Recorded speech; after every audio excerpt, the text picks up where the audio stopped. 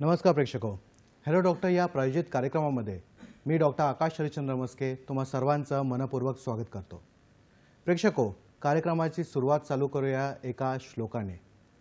सर्वे भवन्तु सुखिनः सर्वे सन्तु निरामया, म्हणजेच संपूर्ण समाज हा सुखी व निरोगी असावा। प्रेक्षको, मानवाला ग्रस्त करणारे अनेक दुर्धर आजार या जगात आहेत। यापैकी एक आजार म्हणजे क्षयरोग, याला सामान्य बोलीभाषेमध्ये ट्युबरक्लोसिस किंवा टीबी सुद्धा म्हणतात। 1882 साली डॉक्टर रॉबर्ट कॉक्स यांनी मायकोबॅक्टेरियम ट्युबरक्लोसिस हा जो जीवाणू आहे हाच या आजाराचं मुख्य कारण आहे हे शोधून काढलं। याच्या प्रित्यर्थ 24 मार्च रोजी जागतिक क्षयरोग दिन साजरा केला जातो। याच अनुषंगाने आपण आजचा विषय निवडला आहे। पाहूया आजचा विषय काय ते। विषय आहे जागतिक क्षयरोग दिन 24 मार्च। विशेष कार्यक्रम विषय आहे जागतिक क्षयरोग दिन 24 मार्च विशेष कार्यक्रम। आणि या विषयावरती तज्ञ मार्गदर्शन व चर्चा करण्यासाठी आज आपल्यासोबत उपस्थित आहेत डॉक्टर प्रवीण तावरे सर। नमस्कार सर, आपल्या या कार्यक्रमामध्ये स्वागत आहे। नमस्ते। महाराष्ट्राला सुपरिचित असं व्यक्तिमत्व आहे सरांचं, तरीही नव्या प्रेक्षकांसाठी मी पुन्हा एकदा सरांची ओळख करून देतो। डॉक्टर प्रवीण तावरे सर हे प्रख्यात छाती चिकित्सक, इंटरव्हेन्शनल पल्मोलॉजिस्ट आणि स्लीप स्पेशलिस्ट आहेत। सरांनी MBBS नंतर रेस्पिरेटरी मेडिसिन या विषयात MD ही पदवी संपादन केली आहे। कोइंबतूर येथील रॉयल केअर हॉस्पिटलमधून सरांनी FIP म्हणजेच फेलोशिप इन इंटरव्हेन्शनल पल्मोलॉजी केलेले आहे। सरांकडे युरोपचे प्रशस्त असे प्रौढ श्वसन आजारावरचे डिप्लोमा सुद्धा आहे। तसेच शिशुका इन्स्टिट्यूट बंगलोरमधून सरांनी बाल झोपेचे आजारांमध्ये डिप्लोमा संपादन केले आहे। शिवडी मुंबई येथील ग्रुप ऑफ TB हॉस्पिटल्स येथे स्पेशालिटी मेडिकल कन्सल्टंट आणि TB स्पेशलिस्ट म्हणून सर कार्यरत आहेत। रेस्पिरेटरी मेडिसिनमध्ये 10 वर्षांहून अधिक काळ सर यशस्वी चिकित्सक म्हणून कार्य करत आहेत। MDR TB, ब्रॉन्कोस्कोपी, थोरॅकोस्कोपी, दमा, COPD, इंटरस्टिशियल फुफ्फुसांचे आजार, बाल व प्रौढांमधील झोपेचे आजारांवर सरांचं विशेष प्रावीण्य आहे। चला तर मुख्य कार्यक्रमाकडे वळूया। सर, पुन्हा एकदा तुमच्या या कार्यक्रमामध्ये स्वागत आहे। सर, आजचा विषय क्षयरोगावरती आहे, तर सर्वप्रथम क्षयरोग म्हणजे नेमकं काय हे आमच्या प्रेक्षकांना सांगा। ओके, तो क्षयरोग हा एक मायकोबॅक्टेरियम ट्युबरक्युलोसिस या जीवाणूमुळे होणारा संसर्गजन्य रोग आहे। जेव्हा हा जीवाणू आपल्या श्वासाद्वारे हा लंग्समध्ये जातो किंवा फुफ्फुसामध्ये जातो, जेव्हा रुग्ण खोकतो किंवा शिंकतो तेव्हा तो श्वसननलिकेमध्ये जाऊन फुफ्फुसामध्ये प्रवेश करतो आणि तेव्हा तो न्यूमोनियामध्ये रूपांतरित होऊ शकतो, जेव्हा लोकांची किंवा पेशंटची प्रतिकार क्षमता ही कमी असेल। आणि क्षयरोगाचं सामान्यतः हे फुफ्फुसांवर परिणाम करतो, परंतु त्याचा परिणाम दुसऱ्या ऑर्गनवर सुद्धा होऊ शकतो किंवा दुसऱ्या अवयवावर सुद्धा होऊ शकतो, जसं मेंदू आहे, मज्जासंस्था आहे, तुमचे बोन्स आहेत किंवा सांधे आहेत। कधीकधी तुम्हाला मानेवर गाठी येऊ शकतात, जसं पोटात सुद्धा गाठी येऊ शकतात किंवा फुफ्फुसाच्या दरम्यान सुद्धा गाठी येऊ शकतात। तर तसं पाहायला गेलं तर TB हा सगळ्या अवयवांना होऊ शकतो किंवा परिणाम करू शकतो। फक्त TB हा केस आणि नख हे 2 अवयव सोडून सगळ्या अवयवांना होऊ शकतो। आणि जसं सरांनी सांगितलं, रॉबर्ट कॉक्स नावाचे जे शास्त्रज्ञ होते, जे जर्मन फिजिशियन होते, त्यांनी 1882 मध्ये ह्या मायकोबॅक्टेरियम ट्युबरक्युलोसिसची पहिल्यांदा ओळख पटवून दिली जगाला। ती एका मृत्यू पेशंटमध्ये त्यांनी ह्या जीवाणूची ओळख पटवली आणि त्यानंतर हे समजून आलं की हा जो रोग आहे तो मायकोबॅक्टेरियम ट्युबरक्युलोसिस नावाच्या जीवाणूमुळे होतो। नक्कीच सर, ट्युबरक्लोसिस बद्दल तर तुम्ही सांगितलंच आहे। सर, आता ट्युबरक्लोसिसचे म्हणजे क्षयरोगाचे लक्षणं काय आहेत आणि एखाद्याला लक्षणं आढळल्यावर त्यांनी काय करावे याबद्दल जरा सांगा। तर TBचे लक्षणं बघायला गेले तर हा जो अवयवांचा समावेश आहे त्या अवयवानुसार आपल्याला TBचे लक्षणं आढळून येतात। सर्व प्रकारच्या TBमध्ये काही लक्षणं आहेत जे सामान्य आहेत किंवा ते प्रत्येक TB पेशंट्समध्ये तुम्हाला बघायला मिळतील, जसं संध्याकाळी ताप येणं, बारीक ताप येणं, खोकला येणं, जेव्हा तुमच्या फुफ्फुसांना समावेश आहे तेव्हा खोकला येतो, बरोबर. किंवा रात्री घाम येणं, हे खूप इम्पॉर्टंट असं एक सिम्पटम आहे किंवा लक्षण आहे. वजन कमी होणं, भूक नाही लागणं. जर तुम्हाला टीबी हा पोटाचा टीबी झालेला असेल किंवा आतड्यांचा टीबी झालेला असेल तरीसुद्धा तुमची भूक कमी होते. कधीकधी पेशंट्सला ही उलटी होऊ शकतात, पोट दुखू शकतं, किंवा जर तुम्हाला गाठेचा टीबी झाला असेल तर तुम्हाला मानेवर ही स्वेलिंग दिसू शकते. जर तुम्हाला मेंदूचा जर टीबी झाला असेल तर कधीकधी पेशंटला ही आकडी येऊ शकते, ज्यालाच मिरगी असं म्हणतात, किंवा खूप डोकं दुखू शकतं, किंवा पेशंट हा बेशुद्ध सुद्धा पडू शकतो. तर असे काही लक्षण आहेत जो अवयव इन्व्हॉल्व झालेला आहे किंवा जो अवयव ह्या टीबीमध्ये ज्यावर परिणाम झाला आहे त्या अवयवानुसार तुम्हाला टीबीचे लक्षणं दिसतात. जसे जर तुम्ही पाहायला गेलं तर हाडांचा टीबी झालेला असेल तर तुम्हाला तिकडे सूज येणं किंवा तो भाग दुखणं, किंवा कधीकधी अशा हाडांचे फ्रॅक्चर सुद्धा होऊ शकतात. तर ही असे लक्षणं आहेत जे सगळ्या लोकांना माहिती असावेत. आणि जर तुम्हाला असा कोणी पेशंट दिसला, जर 15 दिवसांच्या वर खोकला असेल तर त्वरित तुम्ही सरकारी दवाखान्यामध्ये जाऊन किंवा प्रायव्हेट दवाखान्यामध्ये जाऊन ह्या लक्षणाची पुढे निदान करून जर टीबी असेल तर त्यावर उपचार करणं जरुरी आहे. नक्कीच सर तुम्ही सांगितलं की लक्षणं काय आहे टीबीचे ते सविस्तर सांगितलं आहे. आता जर मला किंवा सामान्य व्यक्तीला अशी लक्षणं आढळले तर साहजिकच प्रश्न पडतो की अरे ट्युबरक्लोसिस झाला तर नाही, क्षयरोग तर झाला नाही, तर त्याचे निदान कसे करावे आणि कुठे करावे याबद्दल सांगा. हां, तर खूप इम्पॉर्टंट महत्त्वाचा प्रश्न आहे सर हा. तर आपल्याकडे NTEP म्हणजे नॅशनल ट्युबरक्युलोसिस इलिमिनेशन प्रोग्राम, त्यालाच राष्ट्रीय क्षयरोग निर्मूलन कार्यक्रम असं म्हणतात मराठीमध्ये. तर देशभरात ट्युबरक्युलोसिसचं किंवा क्षयरोगाचं हे निदान किंवा उपचार हे पूर्णपणे माफक दरामध्ये किंवा फ्री होतात. जर तुम्हाला असे सिम्पटम्स किंवा लक्षणे आढळल्यास तुम्ही त्वरित जवळच्या आरोग्य केंद्रामध्ये जाऊ शकता किंवा सरकारी दवाखान्यामध्ये जाऊ शकता. आता तर गव्हर्नमेंटनं किंवा सरकारनं हे प्रायव्हेट इन्स्टिट्यूटमध्ये सुद्धा किंवा प्रायव्हेट दवाखान्यामध्ये सुद्धा ह्याची उपचार पद्धती ही फ्री केलेली आहे. तर असे पेशंट तुम्हाला आढळले किंवा असे सिम्पटम्स किंवा लक्षणे तुमच्यामध्ये स्वतःमध्ये आढळले तर तुम्ही लवकरात लवकर जवळच्या आरोग्य केंद्रामध्ये जावं. आणि जर फुफ्फुसांचे लक्षण असतील तर पुढे एक्सरे करावं, निदान करावं. आणि हे सगळे निदान जे आहेत किंवा ज्या टेस्ट आहेत ह्या सगळे पूर्णपणे फ्री आहेत. हे सगळ्यांनी लक्षात ठेवावं. आणि जसा तुम्हाला कोणी असा पेशंट दिसेल त्वरित तुम्ही हे पेशंटला जवळच्या आरोग्य केंद्रामध्ये घेऊन जावं. सर आपण हे टीबीचे जे निदान आहे हे निदान वगैरे केल्यानंतर समजा भरपूर वेळा आपण ऐकतो की पल्मनरी टीबी झालेला आहे, तर हे पल्मनरी टीबी काय आहे प्रकार नेमका?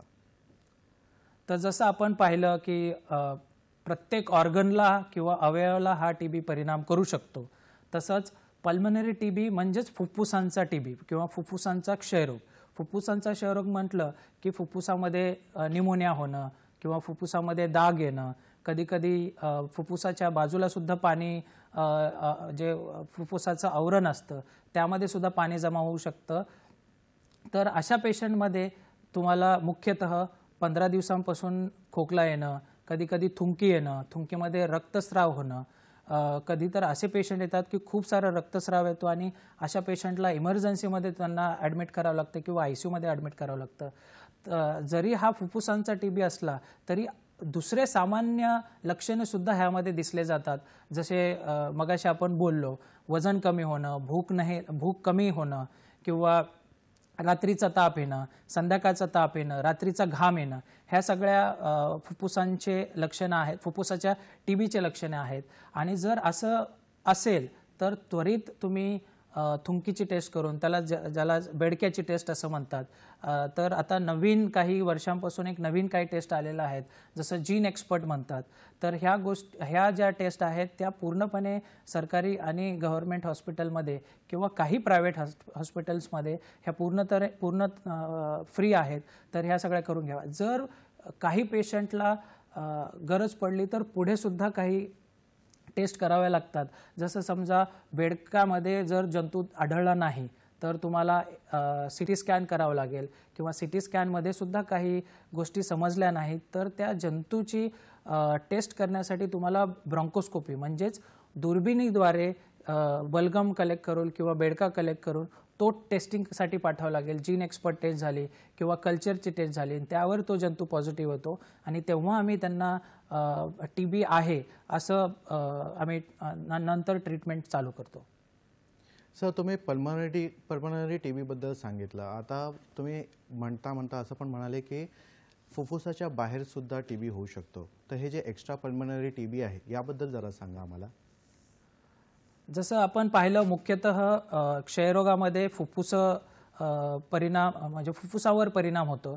तसं एक्स्ट्रा पल्मनरी ट्युबरक्युलोसिस म्हणजे शरीराच्या इतर भागावर सुद्धा TB हा परिणाम करू शकतो.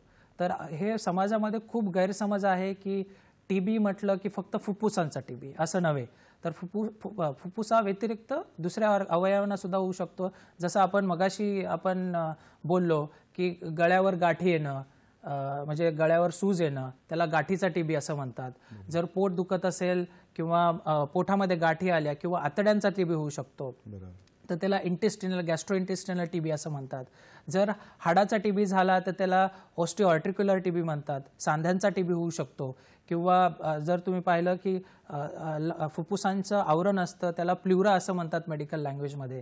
त्या प्ल्युरामध्ये पाणी जमा होणं त्यालाच प्ल्युरल इफ्युजन असं म्हणतात. तो सुद्धा एक एक्स्ट्रा पल्मनरी ट्युबरक्युलोसिसचा एक भाग आहे.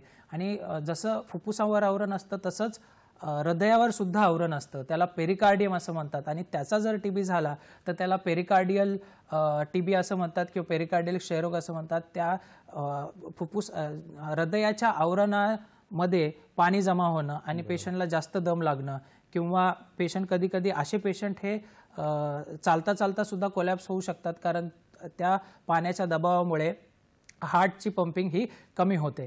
तर हे सगळे एक्स्ट्रा पल्मनरी ट्युबरक्युलोसिसचे प्रकार आहेत. आणि एक्स्ट्रा पल्मनरी ट्युबरक्युलोसिस हे मुख्यतः लहान मुलांमध्ये हे जास्त आढळतात. जर तुम्ही पाहायला गेलं तर वयस्कर किंवा अडल्ट लोकांमध्ये हे अराउंड 20 ते 30% पेशंट्समध्येच हे आढळलं जातं. तर इथेच 44 किंवा 45% किंवा प्रतिशत लहान मुलांमध्ये हा एक्स्ट्रा पल्मनरी ट्युबरक्युलोसिस हा सापडला जातो. सर, तुम्ही आता सांगताना म्हणाले की हे बाल वयामध्ये जास्त होतो आणि प्रौढांमध्ये कमी होतो.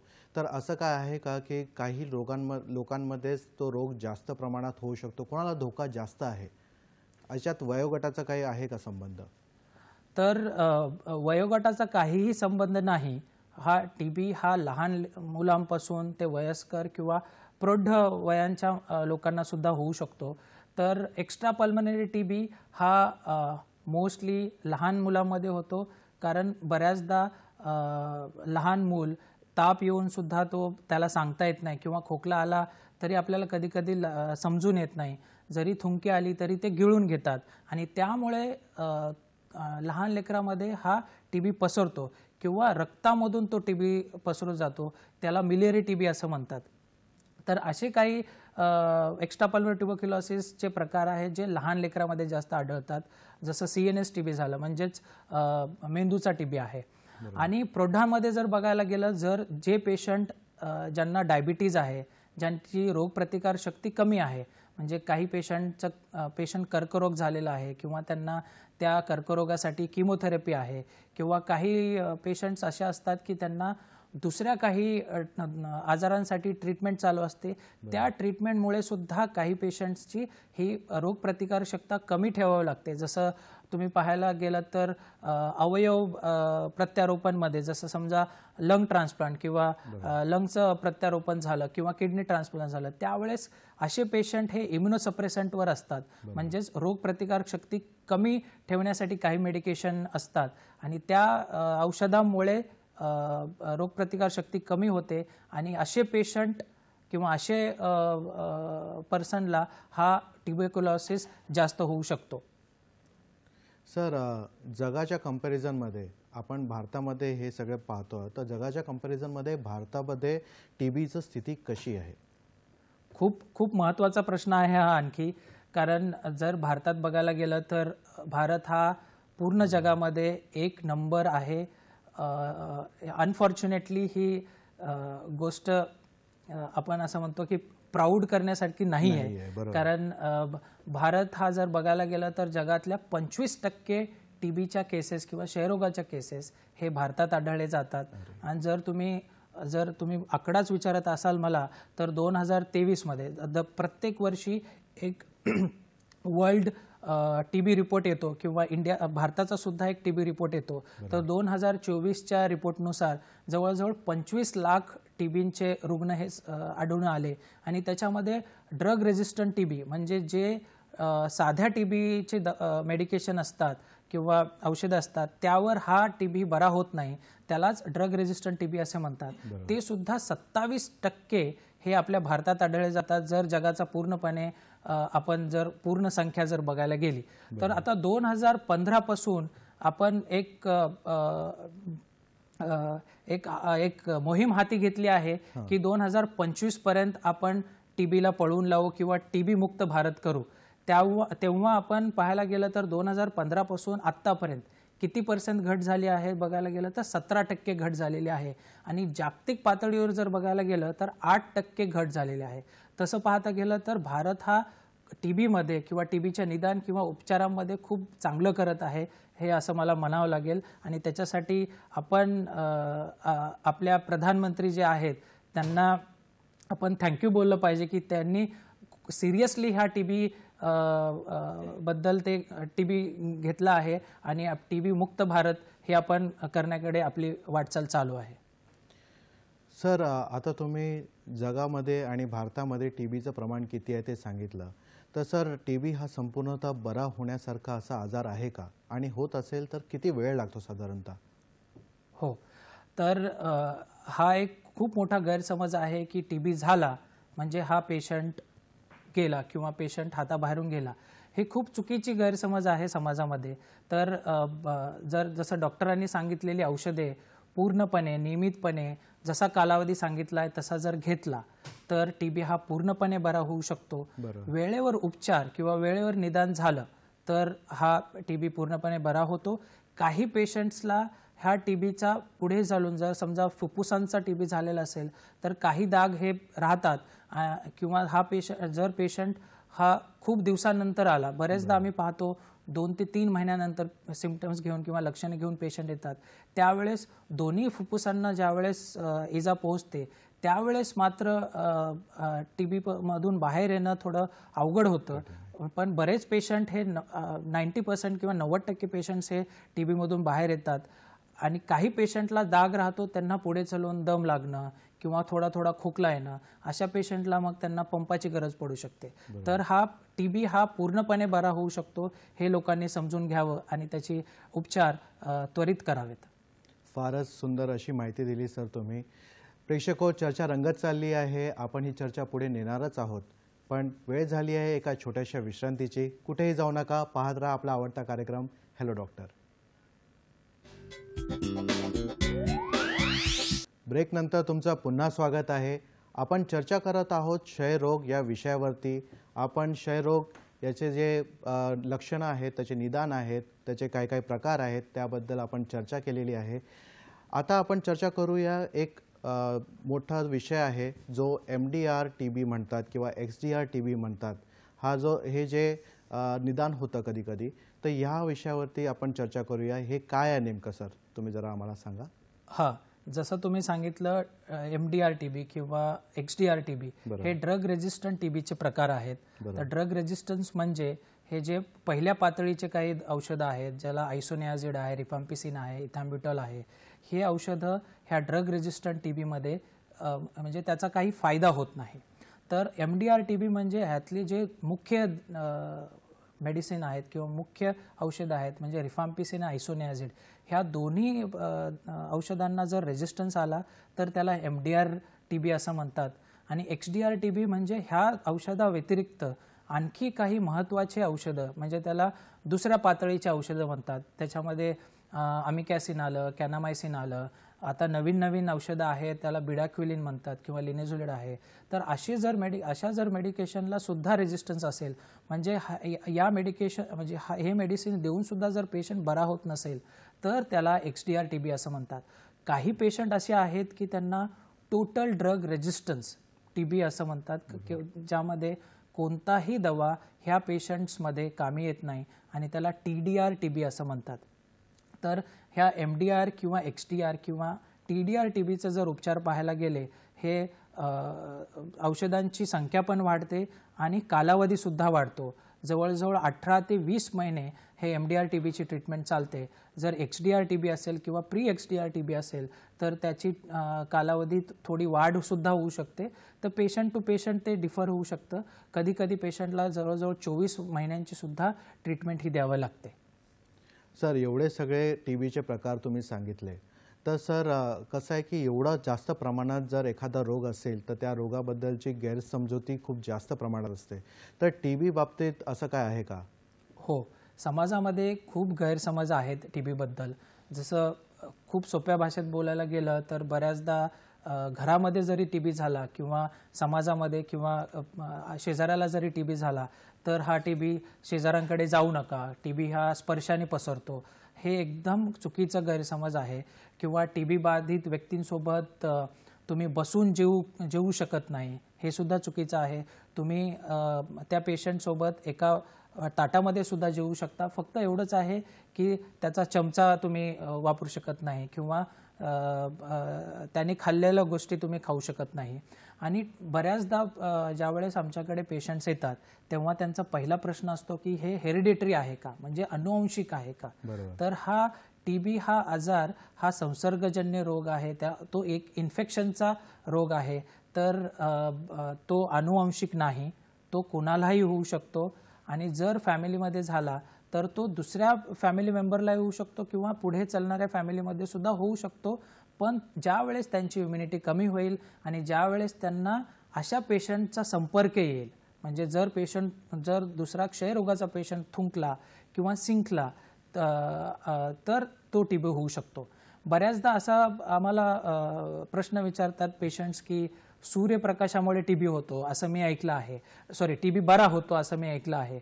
पण असं एकदम चुकीचं आहे. सूर्यप्रकाशामुळे हा TB जंतू मरू शकतो जेव्हा तुम्ही थुंकलात आणि जर त्याच्यावर ऊन पडलं किंवा सूर्यप्रकाश पडला तर तो क्षयरोगाचा जंतू जो आहे, जीवाणू जो आहे, मायकोबॅक्टेरियम ट्युबरक्युलोसिस, तो जास्त वेळ राहू शकत नाही, जिवंत राहू शकत नाही. तर तसंच पाहिलं गेलं तर थंडीमध्ये हा मायकोबॅक्टेरियम ट्युबरक्युलोसिस हा एक जास्त वेळ राहतो. आणि क्षयरोगाने बऱ्याचदा असं असतं की क्षयरोगा झाला म्हणजेच पेशंटचा मृत्यू झाला किंवा व्यक्तीचा मृत्यू झाला असं नाही. तर ते तुम्हाला हे गैरसमज पूर्णपणे चुकीचे आहेत आणि तुम्ही ह्याबद्दल आणखीन माहिती घेऊन ट्रीटमेंट घ्यावी किंवा काही पेशंटला जर असं असेल तर त्यांना धीर द्यावा, हे असं माझं म्हणणं असेल. नक्कीच सर. सर, चर्चेच्या या वळणावरती आपल्याला एक टेलिफोन कॉल आलेला आहे. शिवानंदजी आहेत आपल्यासोबत. नमस्कार शिवानंदजी, आपला प्रश्न विचारा. काही व्यक्ती चुकीच्या खाद्यपदार्थ किंवा काय ते खाण्यापिण्यामध्ये बदल झाल्यामुळे त्यांना खोकला लागला असतो, ते आठवडाभर हो, तर हा खोकला जर तुम्ही पाहायला गेलं तर बऱ्याचदा आपण बाहेरचं जे फ्राईड फूड असतं किंवा बऱ्याचदा थंड खाल्ल्याने सुद्धा खोकला येऊ शकतो. तर ह्या खोकल्यामध्ये आणि क्षयरोगाच्या खोकल्यामध्ये फरक आहे. जर क्षयरोगाचा खोकला हा सुरुवातीला ड्राय म्हणजेच तो सुका खोकला असतो आणि नंतर त्याचं रूपांतरण न्यूमोनियामुळे झाल्यामुळे नंतर तो थुंकीमध्ये त्याचं रूपांतरण होऊ शकतं. आणि जसं तुम्ही विचारलत की खाल्ल्यानंतर जो खोकला होतो तो खोकला जवळजवळ हा ड्राय असतो आणि तो काही कालांतराने ठीक होतो. बट TBचा खोकला किंवा क्षयरोगाचा खोकला जर तुम्ही त्वरित ट्रीटमेंट घेतली नाही तर तो तसाच राहतो. तर ह्याची ट्रीटमेंटसुद्धा वेगळी आहे. जर तुम्ही खाण्यापदार्थामुळे जर खोकला झाला असेल तर त्याला फक्त एक सिम्प्टोमॅटिक ट्रीटमेंट लागते आणि TBच्या खोकल्याला ही पूर्ण 6 महिन्याची, जर तो साधा TB असेल आणि MDR TB असेल तर पूर्ण 18 महिन्यांची ट्रीटमेंट द्यावी लागते. सर, शिवानंदजीच्या या प्रश्नावरतीच माझा पुढचा प्रश्न आहे की जर काही खाद्यपदार्थामुळे जर खोकला होत असेल तर असं काही पथ्यापथ्य आहे का जे आपण पालन करायला पाहिजे? हो. जसं आता आपल्या एक कॉलरनं विचारलं की काय खावे किंवा काय खाल्ल्याने खोकला होतो आणि काय टीबी झाल्यानंतर काय पथ्य पाळले पाहिजेत. बरोबर. तर सगळ्यात महत्त्वाचं प्रथिनेयुक्त पदार्थ हे खूप जरुरीचे आहे. कारण बऱ्याचदा टीबी पेशंटचं वीकनेस येतो किंवा पेशंटला अशक्तपणा राहतो, त्यांचं मसल मास कमी होतं, ते थिन होतात. जर तुम्ही पाहिलं असेल टीबी पेशंट्स बऱ्याचदा वजन कमी झाल्यामुळे ते एकदम पातळ होतात.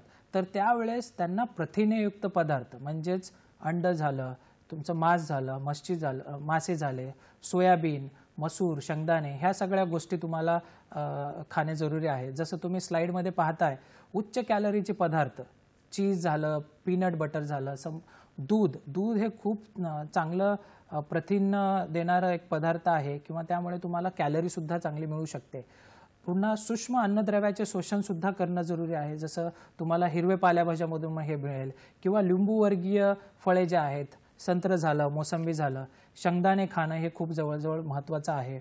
भरपूर भाज्या खाव्यात आणि बी कॉम्प्लेक्स जीवनसत्व मिळेल असे हिरव्या पालेभाज्या खाव्यात. जे कडधान्य आहेत ते तुमच्या आहारामध्ये असावं किंवा बऱ्याचदा वेगवेगळ्या शेंगा तुम्हाला नवीन नवीन बाजारात मिळतात, त्यासुद्धा खूप महत्त्वाच्या आहेत. दूध, मांस, मच्छी हे सगळं विटॅमिन बी किंवा त्याला जीवनसत्व असं म्हणतात, ते सुद्धा तुम्ही घ्यावं. ज्यावेळेस अशक्तपणा तुम्हाला जास्त आढळेल त्यावेळेस तुम्ही उच्च ऊर्जायुक्त अन्नांचे सेवन करावे, हे महत्त्वाचं. सर, भारतातून जेव्हा आपल्याला विचार करतो आपण की क्षयरोग नष्ट व्हावा, तर ह्यात सामान्य जनतेचा असा काही सहभाग अपेक्षित आहे का? हो. सामान्य जनतेने सहभाग स्वतः घ्यावा. बऱ्याचदा जागरूकता मोहिमामध्ये सामान्य लोकांचा सहभाग हा खूप कमी असतो. ही सगळे लक्षणे जाणून घ्यावेत, त्याचा प्रसार कसा टाळावा ह्याबद्दल जागरूक व्हावं किंवा टीबी रुग्णांना आधार द्यावा, जे आपण आत्ताच बोललो. बऱ्याचदा क्षयरोग प्रभावित व्यक्ती जे असतात किंवा कुटुंब जे असतात त्यांना भावनिक आणि सामाजिक आधार देणं खूप महत्त्वाचं आहे. आणि आता बऱ्याचदा निक्षय पोर्टल ह्याचा बरोबर उपयोग होत नाही. जेव्हा तुम्हाला टीबी होतो तेव्हा लवकरच जाऊन त्या टीबीचं निदान करावं किंवा तुमच्या शेजाऱ्याला झाला असेल किंवा नातेवाईकला झाला असेल तर त्याला आधार द्यावा, हे खूप महत्त्वाचं आहे. सर, ही झाली जबाबदारी सामान्य जनतेची, पण टीबीचा जो रुग्ण आहे त्याचे पण काही जबाबदारी असतीलच की ते कोणते आहेत ते सांगा. हो.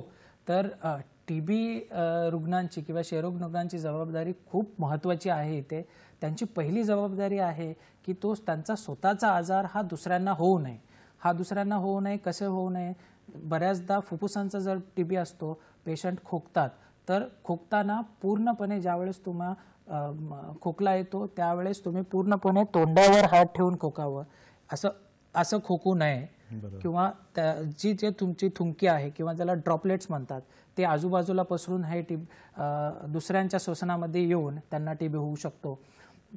जेव्हा तुम्हाला टीबी होतो तर नियमित औषधं आणि पूर्णपणे औषधं घ्यावीत. बऱ्याचदा आम्ही पाहतो 3 महिने औषधं घेतली, 1 महिना सोडली, पुन्हा तो क्षयरोगाचा रुग्ण आमच्याकडे येतो आणि पुन्हा त्यांना गोळ्या चालू कराव्या लागतात. तर पूर्णपणे नियमित औषधं घ्यावेत, हे महत्त्वाचं. आणि बऱ्याचदा एकदा टीबी झाल्यानंतर दुसऱ्या टीबी पेशंट्सना, दुसऱ्या क्षयरोगाच्या रोगींना सुद्धा ही माहिती पुरवावी किंवा त्यांना शिक्षित करावं, हे खूप महत्त्वाचं आहे. आणि जेव्हा जेव्हा ते डॉक्टरांकडे जातील त्या डॉक्टरांच्या सूचनांचे पालन करावे, हे खूप महत्त्वाचं आहे. फारच अप्रतिम अशी माहिती दिली सर तुम्ही की कशी काय चिकित्सा करू शकतो आपण क्षयरोगावरती. पण सर, असं म्हणतात की prevention is better than cure. तर मग आपल्याला जर क्युअर करायच्या आधी प्रिव्हेन्शनच करायचं असेल तर मग वॅक्सिन्सचं नाव आपण नेहमी पाहतो. तर याच्यामध्ये टीबीचे जे वॅक्सिन आहे, विशेषतः BCGचे जे वॅक्सिन्स आहेत, याबद्दल जरा आम्हाला सांगा. हो. तर प्रिव्हेन्शन ह्या डिसीजमध्ये खूप इम्पॉर्टंट आहे. कारण जर तुम्ही पाहायला गेलं तर आपल्या प्रत्येकाच्या डाव्या हातावर, डाव्या खांद्यावर एक दाग असेल आणि तो दाग म्हणजेच BCG वॅक्सिनेशनचा आहे. तर BCG ही वॅक्सिन म्हणजे हे टीबीच्या अगेन्स्ट आहे. ती सगळ्या लहान मुलांना दिली जाते किंवा 15 वर्षांच्या आधी दिली जाते. तर तुम्ही पाहायला गेलं तर तुम्ही स्क्रीनवर सुद्धा पाहू शकताय तर BCG वॅक्सीन ही नवजात मुलांना त्याच ज्या हॉस्पिटलमध्ये त्याचा जन्म झाला आहे तिथेच ती वॅक्सीन दिली जाते आणि ती का दिली जाते हे महत्त्वाचं आहे. एक तर ही वॅक्सीन TB होऊ नये म्हणून नाही, तर TBचे कॉम्प्लिकेशन्स होऊ नये म्हणून किंवा कॉम्प्लिकेटेड TB होऊ नये म्हणून आहे. जसं पाहिलं तर CNS TB आहे, म्हणजेच मेंदूचा TB आहे, हाडांचा TB आहे किंवा मिलियरी TB आहे, ज्याला रक्तक्षय असे म्हणतात. हे सगळे आजार आहेत ते सिव्हिअर TB असं म्हटले जातात. तर त्यांचा म्हणजे हे असे कॉम्प्लिकेटेड TB होऊ नये म्हणून हे लहान मुलांना किंवा नवजात शिशूंना BCG वॅक्सीन हे दिले जाते. सर, हे जे वॅक्सिन्स आहे हे आपण नेहमी पाहतो की हे लहान मुलांना दिले जातात, पण प्रौढ वयोगटामध्ये जर आपल्याला वॅक्सिन द्यायचं असेल तर हे शक्य आहे का? हो, तर आता नवीनच लसीकरणवर अभ्यास चालू आहे आणि काही लसी ह्या बाहेर सुद्धा आल्या आहेत, मार्केटमध्ये सुद्धा आल्या आहेत. सरकारनं आता एक धोरण सुद्धा घेतलं आहे की जे पेशंट्स किंवा जे रुग्ण असे आहेत की ज्यांची रोगप्रतिकार शक्ती कमी आहे त्यांना वॅक्सिनेट करणं हे जरुरी आहे, कारण they are at high risk, म्हणजे त्यांना लवकर TB होऊ शकतो. कारण बरेच पेशंट असतात जे कर्करोग आहे किंवा कर्करोगासाठी किमोथेरपी पेशंट घेत आहे, त्या लोकांना हे वॅक्सिन देणं जरुरी आहे. जसं MTB वॅक नावाची वॅक्सिन आहे, M72 नावाची वॅक्सिन आहे. ह्या वॅक्सिन भारतामध्ये देणं चालू आहे. तर एका अभ्यासात BCG लसीकरण केल्याने बराच फरक पडला आहे असं आढळून आल्यामुळे हे भारत सरकारनं सुद्धा हे धोरण हाती घेतलं आहे की ज्यांना TB होण्याची शक्यता जास्त आहे किंवा असे रुग्ण जे आहेत ज्यांची इम्युनिटी कमी आहे, ज्यांची रोगप्रतिकार शक्ती कमी आहे, त्यांना ही वॅक्सिन आहे जे प्रिव्हेन्शन असं काम करतं. तर सर, ज्यांना डायग्नोसिस झालेलं आहे किंवा ते डायग्नोसिसच्या वर्जवरती आहेत अशा लोकांनी वॅक्सिन्स घ्यावे की नाही घ्यावे? तर ज्यांना जर खोकला आहे किंवा ज्यांना खरंच TBचे लक्षण असतील त्यांच्यासाठी ही वॅक्सिन नव्हे, त्यांच्यासाठी हे लसीकरण नव्हे. हे लसीकरण ज्यांना TB होण्याची शक्यता आहे, ज्यांना लक्षणे नाही आहेत अशा पेशंटने घ्यावी. तर ज्यावेळेस TBचे लक्षण येतील त्यावेळेस ॲक्टिव्ह TB आपल्याला आहे की नाही हे बघणं जरुरी आहे आणि त्याचं योग्य प्रकारे निदान करून, जर फुफ्फुसांचं असेल तर त्याच्यासाठी जे काही थुंकीची टेस्ट आहे किंवा CT स्कॅन आहे ते करावे. बाकीच्या अवयवांचा जर TB असेल तर त्यानुसार आपल्याला त्याची टेस्टिंग करावी. त्यांच्यासाठी ही वॅक्सिनेशन नाही. हे वॅक्सिन फक्त ज्यांना होण्याची शक्यता आहे किंवा ज्यांची रोगप्रतिकार शक्ती कमी आहे त्यांच्यासाठी हे वॅक्सिन आहे. फार सुंदर माहिती सांगितली सर. वॅक्सिन्स आपण निरोगी असणार तेव्हाच आपण घ्यायला पाहिजे. आपल्याला लक्षण आढळल्यानंतर आपण ही वॅक्सिन घेऊ शकत नाही आहे. सर, आपण बोलताना सांगितलं की NTEP म्हणून एक सरकारी योजना आहे, तर TBवरच्या सरकारी योजना कोणकोणत्या आहेत आणि त्याबद्दल जरा माहिती सांगा आम्हाला. हो, तर जसं आपण पाहिलं की मिनिस्ट्री ऑफ हेल्थ हे सगळ्या योजना पार पाडतं. तर त्यातली एक योजना आहे की निक्षय पोषण योजना. निक्षय पोषण योजनामध्ये क्षयरुग्णांना मासिक मदत दिली जाते, जी पूर्वी 500 रुपये मासिक मदत दिली जायची, जे प्रथिनयुक्त पदार्थ खाण्यासाठी किंवा अन्न खाण्यासाठी ते दिले जायचे. आता ते 500 वरून त्यांना 1000 रुपये दिले जातात. किंवा आता नवीनच 2019 मध्ये आपले जे प्रधानमंत्री आहेत त्यांनी प्रधानमंत्री TB मुक्त अभियान हे हाती घेतलं आहे. म्हणजे TB हा 2025 पर्यंत आपण संपवू. जे आपण करू शकलो नाहीत ती वेगळी गोष्ट, पण मंत्रालयांनी हे एक उपक्रम हाती घेतला आहे. तर आणखी काही असे तुम्ही पाहू शकता जसे निक्षय मित्र उपक्रम आहेत, ज्यामध्ये जर तुमच्या मित्रांना किंवा शेजाऱ्यांना किंवा तुमच्या ओळखीतल्या नातेवाईकांना जर TBचे लक्षण असतील, जर तुम्ही त्यांना घेऊन सरकारी दवाखान्यामध्ये गेले किंवा आरोग्य केंद्रामध्ये गेले तर त्यांना सुद्धा त्याचा मोबदला मिळतो. तर त्यांना जवळजवळ 1000 रुपयांचा मोबदला मिळतो आणि डॉक्टरांना सुद्धा याचा मोबदला आहे. तर सरकारने प्रत्येक पेशंटला डायग्नोसिस दिल्यानंतर 500 रुपये डॉक्टरांना भेटतात. एका पेशंटनं जर नोटिफिकेशन केलं, म्हणजे त्याचं ट्रीटमेंट चालू केली आणि पूर्णपणे जर ट्रीटमेंट घेतली असावी तर डॉक्टरांना 1000 रुपये मिळतात.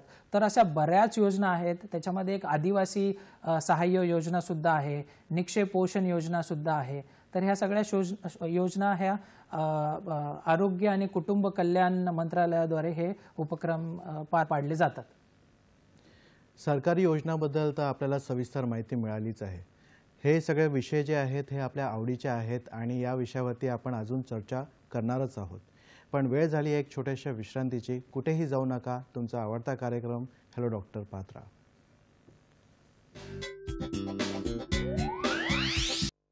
ब्रेक नंतर तुमचं पुन्हा स्वागत आहे. आपण चर्चा करत आहोत क्षयरोग या विषयावरती. सरांकडून आपण ब्रेकवर जाण्यापूर्वी सरकारी योजने कोणकोणत्या आहेत आपल्या क्षयरोगाच्या निर्मूलनासाठी याबद्दल माहिती घेतली. हे झाले सरकारी दवाखान्यामधले कामं. तर आपण जर आपल्याला जर ट्रीटमेंट घ्यायचं असेल आणि प्रायव्हेट दवाखान्यात जायचं असेल तर ते संभव आहे का सर? हो, बऱ्याचदा असे पेशंट येतात की विचारतात आम्हाला सरकारी दवाखान्यामध्ये आल्यानंतर की आम्ही प्रायव्हेटमध्ये ट्रीटमेंट घेऊ का, चालेल का? तर ते प्रायव्हेटमध्ये ट्रीटमेंट घेऊ शकतात. आता सरकारनं एक खूप चांगला उपक्रम चालू केला आहे ज्याला पब्लिक प्रायव्हेट पार्टनरशिप असं म्हणतात, जिथे तुम्ही ट्रीटमेंट ही प्रायव्हेट हॉस्पिटलमध्ये घेऊ शकता आणि ती ट्रीटमेंट फ्री सुद्धा होऊ शकते काही प्रायव्हेट रुग्णालयामध्ये. तर आणि असेही प्रश्न असतात की सर आम्ही इकडून गोळी घेतो, म्हणजे सरकारी दवाखान्यातून गोळी घ्यायला येतो, पण आम्ही आमच्या डॉक्टरांना प्रायव्हेटमध्ये दाखवतो. हे सुद्धा संभव आहे. तर आधी पूर्वी फक्त काही औषधे जे आहेत ते फक्त गव्हर्नमेंट हॉस्पिटलमध्ये मिळायचे. ते आणखी आहेत जसे ड्रग रेजिस्टंट ट्युबरक्युलोसिससाठी जे बिडाक्विलिन नावाचं औषध आहे किंवा डिलामिनेड नावाचं औषध आहे. आता नवीन काही औषधं आले आहेत जे प्रिटोमिनाइड नावाचं औषध आहे. हे आणखी फक्त तुम्हाला गव्हर्नमेंट हॉस्पिटल्समध्येच मिळेल. त्यावेळेस मात्र जर तुम्हाला MDR TB झाला असेल तर अशा रुग्णांनी फक्त आणि फक्त गव्हर्नमेंट हॉस्पिटलमध्ये रुग्णालयांमध्येच उपचार घ्यावा अशी विनंती करेल, कारण हे औषधं प्रायव्हेट हॉस्पिटलमध्ये उपलब्ध नाही आहेत. पण तरीसुद्धा तुम्ही तुमच्या प्रायव्हेट डॉक्टरांना मात्र दाखवू शकता. नक्की. सर, एखादा रुग्ण समजा मुंबईमध्ये चिकित्सा घेत असेल आणि समजा तो आता गावी जाणार आहे किंवा स्थलांतरित होऊन दुसऱ्या राज्यात जात असेल, तर मग अशा वेळी त्या रुग्णाची ही जी चिकित्सा ही चालू राहू शकते का? हो, तर हा सुद्धा एक खूप महत्त्वाचा प्रश्न आहे. बऱ्याचदा रुग्ण विचारतात की आता मी गावी जाऊन येऊ का 2 महिन्यांसाठी, कारण तिकडे थोडं वातावरण चांगलं आहे, तिथे मला टेन्शन कमी आहे. तर अशा पेशंटला आम्ही त्याचं ट्रीटमेंटची जी ट्रान्सफर आहे ते करू शकतो. त्या गावी प्रत्येक गावी आता आरोग्य केंद्र आहेत, त्यालाच RNTCP सेंटर्स असं म्हणतो आम्ही. तर तिथे तुम्ही तो ॲनेक्झर 5 नावाचा एक फॉर्म आहे, तो फॉर्म घेऊन तुम्ही जर तिकडे गेलात तर ती पूर्ण ट्रीटमेंट, त्या पुढची ट्रीटमेंट ते तुम्ही ती गावी घेऊ शकतात किंवा दुसऱ्या रुग्णालयामध्ये घेऊ शकतात. आणि तुम्ही जर पाहायला गेलं तर मी मगाशी एक निक्षय पोर्टल नावाचं एक शब्द वापरला. तर तो निक्षय पोर्टल हे ह्याचा ॲक्सेस हे तुम्हाला गावामध्ये सुद्धा प्रत्येक सरकारी हॉस्पिटलमध्ये सुद्धा रुग्णालयांमध्ये सुद्धा तुम्हाला मिळू शकतं. जर तुमचा तो निक्षय नंबर जर तुम्ही त्या पोर्टलवर टाकला तर तुम्हाला त्या रुग्णाबद्दलची पूर्ण माहिती मिळू शकते. त्या रुग्णांनी आत्तापर्यंत किती दवा खाल्ल्या आहेत, त्या रुग्णाचे एक्सरे कसे आहेत किंवा त्या रुग्णाची थुंकी कशी आहे, थुंकी ही पहिली पॉझिटिव्हिटी आता निगेटिव्ह आली आहे की नाही, किंवा त्या पूर्वीच्या डॉक्टरनी काही त्याच्यामध्ये चेंज केले आहेत की नाही, बदल केले आहेत की नाही, हे सगळं त्या पोर्टलमध्ये गावी बसलेला डॉक्टर किंवा गव्हर्नमेंट हॉस्पिटल किंवा प्रायव्हेट हॉस्पिटलचे डॉक्टर हे ते निक्षय पोर्टलवर सगळं पाहू शकतात. तर जेव्हा जेव्हा त्यांना गावी जायची गरज पडेल तेव्हा आम्ही त्यांचं ट्रान्सफर ह्या गावातल्या आरोग्य केंद्रामध्ये करतो. आणि जर पुन्हा त्यांना त्यांच्या पूर्वीच्या आरोग्य केंद्रावर यायचं असेल तर पुन्हा त्याचं ट्रान्सफर आमच्याकडे होऊ शकतं. वा, फारच छान माहिती दिली सर. आपल्याला या चर्चेच्या वळणावरती एक टेलिफोन कॉल आलेला आहे. मंगला आपटे बोलत आहेत पुण्याहून. मंगलाजी, आपला प्रश्न विचारा. की लहान मुलांना झालं तर आपल्याला लक्षात येत नाही किंवा हे झालंय, खोकला झालाय, मग त्यांनी काय काळजी घ्यावी. आणि वयस्कर लोकांचं पण फार प्रॉब्लेम होतो. आणि पूर्वी जर TB झाला तर मग खूप काळजी करायची. आता खूप औषधं निघाले, तर तुम्ही काय मार्गदर्शन कराल त्या बाबतीत? हो, तर लहान मुलांबद्दल बोलायला गेलं तर लहान मुलांमध्ये जसं मी मगाशी सांगितलं, लहान मुलांना खोकला जरी आला तरी हे आपल्या पेरेंट्सला समजत नाही किंवा त्यांना जरी ताप येऊन गेला, कारण ते सारखे खेळत असतात. पण त्यावेळेस आपल्याला खूप काळजीपूर्वक त्यांना लक्ष द्यावं लागतं की त्यांच्या जो खेळण्याचा पॅटर्न आहे तो थोडा चेंज होणार किंवा संध्याकाळचा त्यांना ताप येणार किंवा ते त्यांचा चिडचिडेपणा वाढणार किंवा त्यांची भूक कमी होणार. जसं तुम्ही पाहायला गेलं तर त्यांचे माइलस्टोन्स असतात, म्हणजे प्रत्येक वर्षीचं किंवा प्रत्येक महिन्याचं त्यांनी काही माइलस्टोन असतात ते अचीव केले पाहिजेत, ते होऊ शकत नाहीत किंवा कधी कधी त्यांची वाढ होत नाही, वजन वाढत नाही. तर ह्या वेळेस तुम्ही क्षयरोगाचा तुम्ही शंकन निर्माण करू शकता आणि जर पेशंटला खरेच जर असे सिम्पटम असतील तर तुम्ही लवकरात लवकर त्याचं सरकारी रुग्णालयामध्ये किंवा प्रायव्हेट रुग्णालयामध्ये जाऊन ह्याचं निदान करावं आणि ट्रीटमेंट चालू करावी.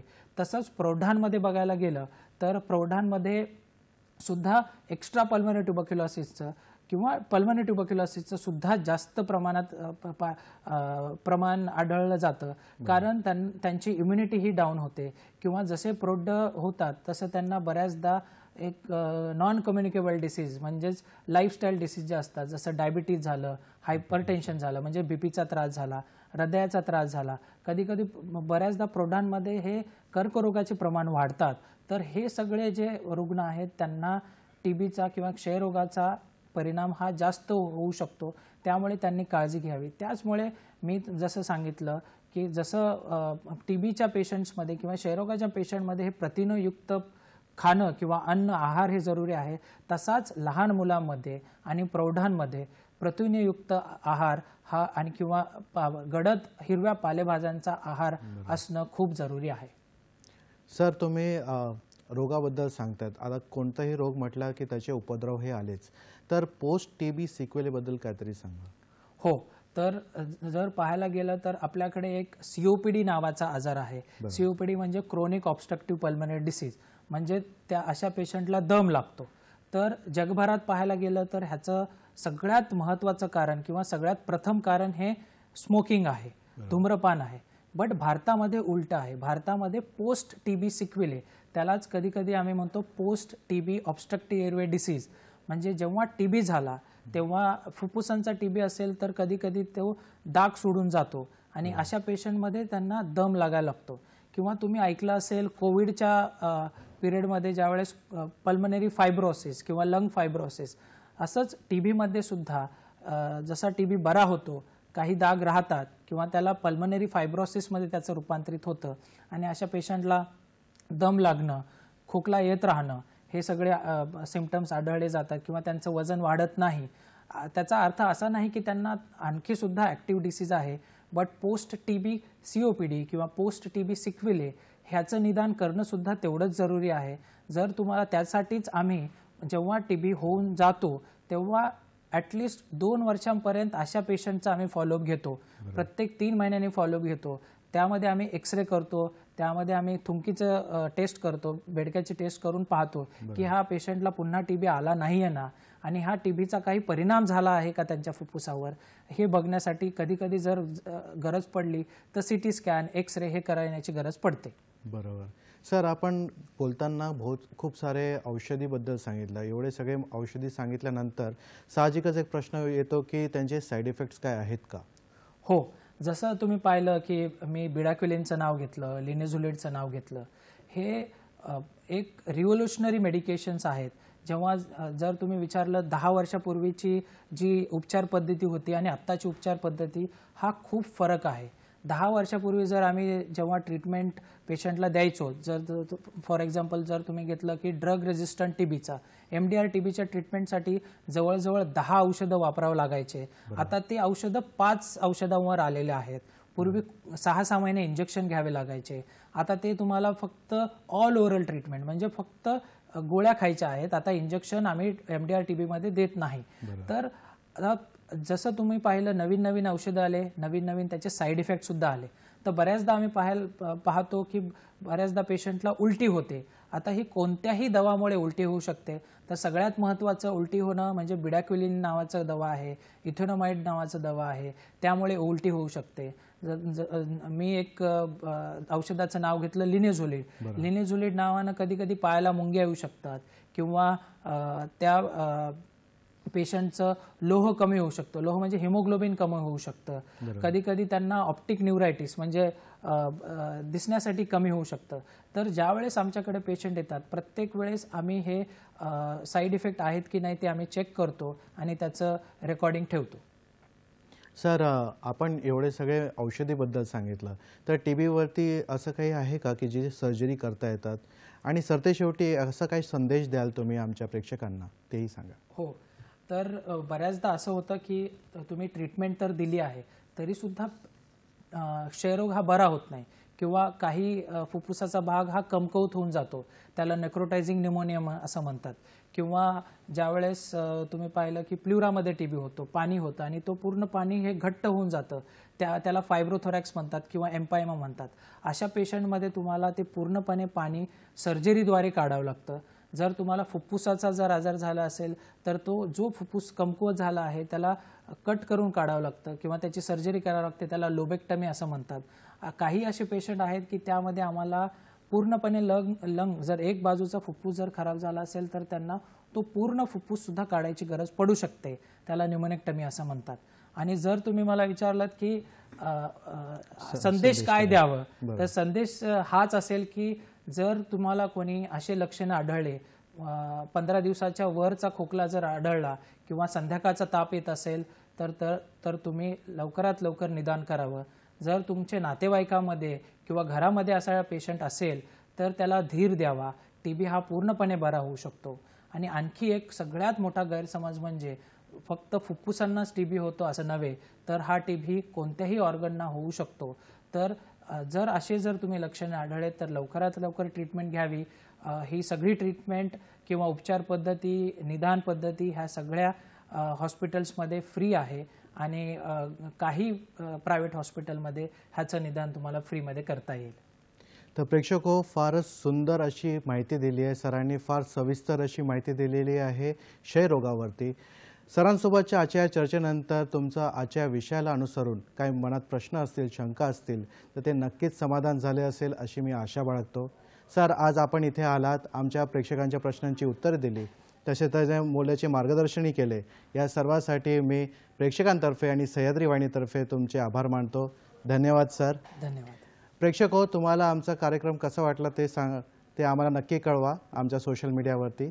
पुन्हा भेटूया एका नव्या विषयासह तुमच्या आवडत्या कार्यक्रमामध्ये, ज्याचं नाव आहे हॅलो डॉक्टर.